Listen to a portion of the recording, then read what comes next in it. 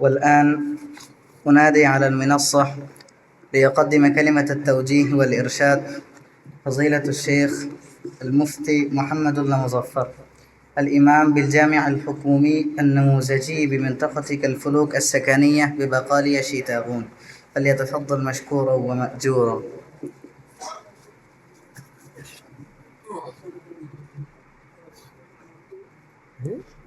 ঠিক আছে।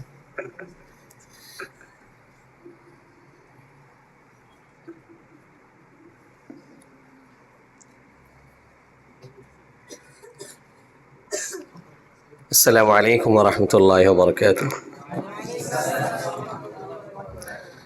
الحمد لله رب العالمين والعاقبة للمتقين والصلاة والسلام على رسوله سيد المرسلين نبينا محمد وعلى آله وصحبه أجمعين، أما بعد، فأعوذ بالله من الشيطان الرجيم. بسم الله الرحمن الرحيم. فمن زحزح عن النار وأدخل الجنة فقد فاز. وقال صاحب القرآن صلى الله عليه وسلم: تركت فيكم أمرين لن تضلوا ما تمسكتم بهما إلى آخر الحديث. মানারুল হুদা মাদ্রাসা কর্তৃক আয়োজিত আজকের এই মহতি সুন্দর অনুষ্ঠানের সম্মানিত প্রধান অতিথি, উপস্থিত ওলামায়ে কেরাম এবং আমার সামনে উপবিষ্ট আগামীর বাংলাদেশ এবং পুরো পৃথিবীর আলো ছড়াতে যাওয়া ওলামায়ে কেরাম, আমি আপনাদেরকে আলেম হিসেবে সম্বোধন করলাম। ইনশাআল্লাহ আগামীতে অবশ্যই আপনারা বড় আলেম হিসেবে থাকবেন। আজকে থেকেই সম্বোধন করা শুরু করলাম ইনশাআল্লাহ।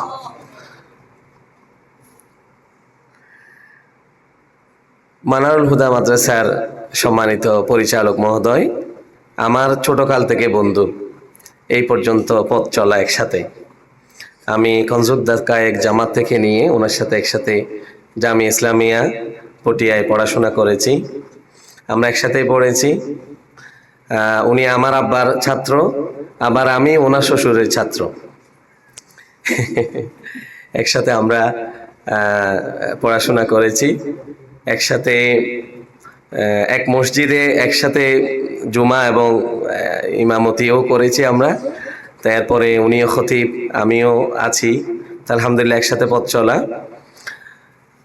অনেক মহাব্বত ভালোবাসার মানুষ, ছোটকাল থেকেই স্বপ্ন দেখতেন উনি। স্বপ্ন দেখার একজন খুব বেশি। আমরা চারজন একসাথে ছিলাম, চারজনই স্বপ্ন দেখতাম। আমরা আসলে যখন একসাথে রেল লাইনে হাঁটতাম জামিয়া ইসলামিয়া পটিয়ার, তো ওখানে আমরা সবসময় পড়াশোনার কথা বলতাম। মানে ওনার কোরআনের আয়াত এবং কোরআনের বিষয়ে খুব বেশি মালুমাত বেশি। আমাদের আরেকজন বন্ধু ছিল হাফেজ আহমদ হুসাইন, কিতাবের পোকা মানে ইবারাত কিতাবের খুব বেশি মুখস্থ থাকতো। তারপরে আমাদের আরেকজন বন্ধু ছিলেন ফয়সাল ভাই, আছেন, উনি আসছিলেন। এরপরে আমরা চারজন বন্ধু একসাথে, ছাত্ররা আমাদেরকে বলতেন চার খলিফা। তো আমি আর নুরুল্লাহ ভাই তো আছি, আমাদের আরেকজন যিনি আছেন বাঁশখালী একটা বড় মাদ্রাসার এখন ভাইস প্রিন্সিপাল হয়েছেন এবং হালিশহর বাইতুসালাত মসজিদের খতিব। আমাদের আরেকজন বন্ধু যিনি ফয়সাল ভাই, উনি এখন সাউদার্ন ইউনিভার্সিটির অ্যাসোসিয়েট প্রফেসর হয়েছেন এবং সহকারী প্রক্টরও হয়েছেন। তো আলহামদুলিল্লাহ আল্লাহ তাআলা মোটামুটি সবাইকে ভালো রেখেছেন। আমরা ছাত্রদেরকে উৎসাহিত করি আল্লাহ তাআলা যেন সকলকে বড় আলেম হিসেবে কবুল করেন, দ্বীনের দায়ী হিসেবে কবুল করেন, আমিন।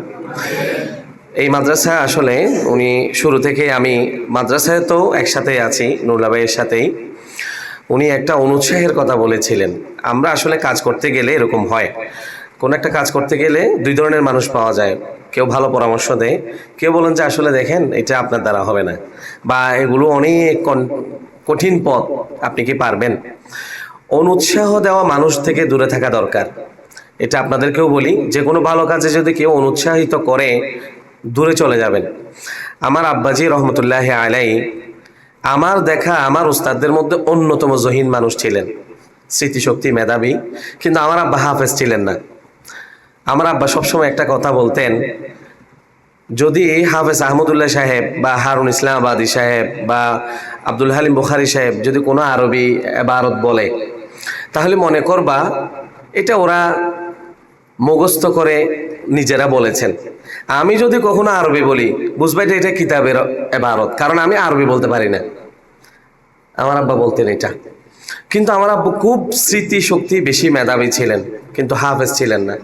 এটার কারণ বলতে আমার আব্বা যে জাফুয়া মাদ্রাসায় যখন নাহওয়ে জামাতে পড়ে, তখন আমার আব্বা মসজিদে বসে বসে কোরআন হেফজ করার জন্য একটা খেয়াল করছিলেন। 2 দিনে 4.5 পারা মুখস্থ করছিলেন।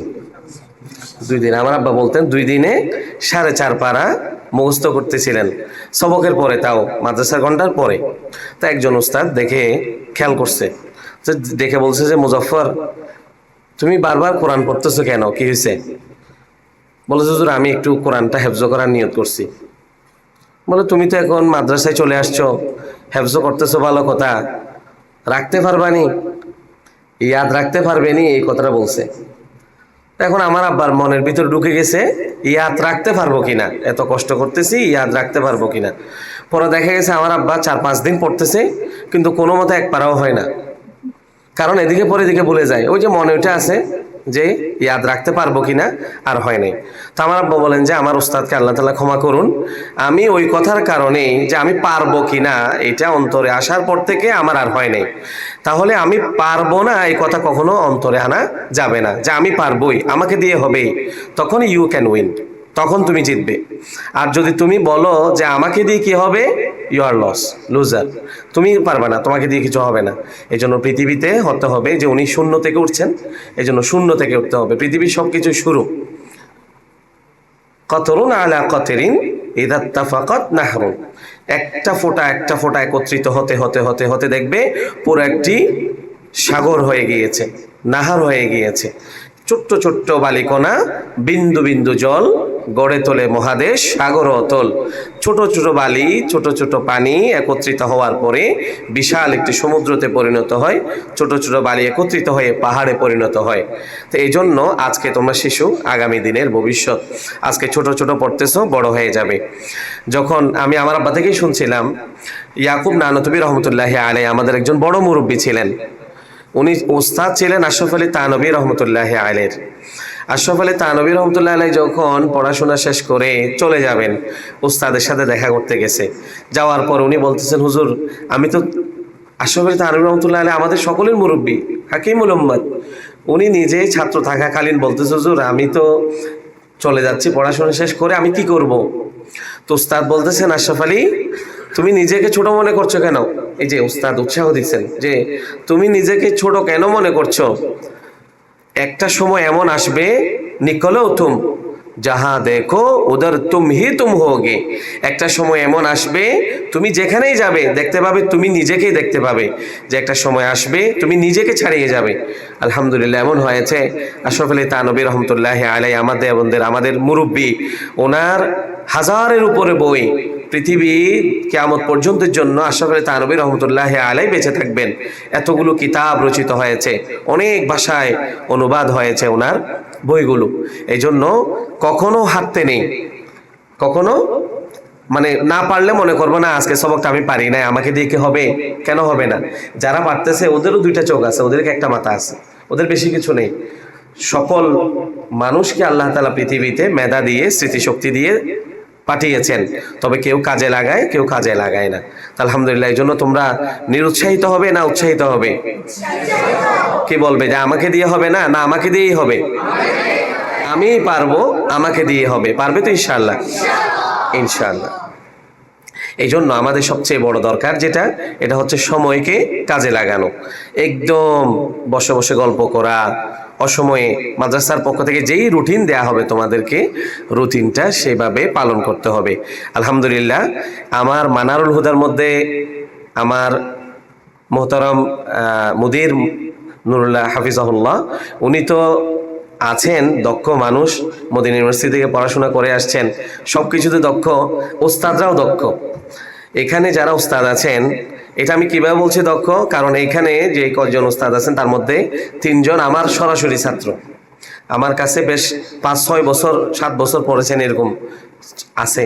তা আমি জানি আমার ছাত্ররা যারা এখন তোমাদের উস্তাদ, ওনারা আলহামদুলিল্লাহ খুব বেশি দক্ষ, আরবিতে, বাংলাতে, লেখালেখিতে, বক্তৃতায় দক্ষ উস্তাদদেরকেই চয়ন করেছেন আমাদের মুদিরে মোহতারম।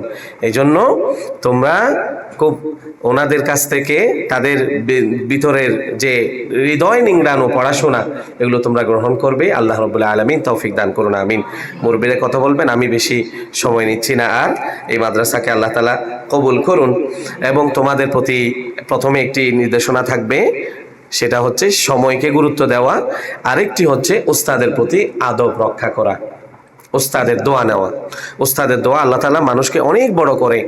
অনেক বড় বড় আলেম, বড় মানুষ, পড়াশোনায় জহিন মানুষ নষ্ট হয়ে গিয়েছে উস্তাদের অসম্মানের কারণে। আর উস্তাদের দোয়া নেওয়ার পরে দেখা যায় অনেক মেধা কম, কিন্তু উস্তাদের দোয়ার বরকতে আল্লাহ তাআলা অনেক জায়গায় কামিয়াব করে। এই জন্য উস্তাদের দোয়া নিবে এবং সময়কে গুরুত্ব দিবে। আর আমি কথা বাড়াচ্ছি না, যেহেতু সময়ের গুরুত্বের কথা বললাম, নিজেই যদি কথা বেশি বলে সময় নষ্ট করি, এটা তো হবে না। এই জন্য আমাদের বড়রা আছেন, ওনারা কথা বলবেন। আজকে এতটুকুই। আল্লাহ তাআলা কবুল করুন, আমিন।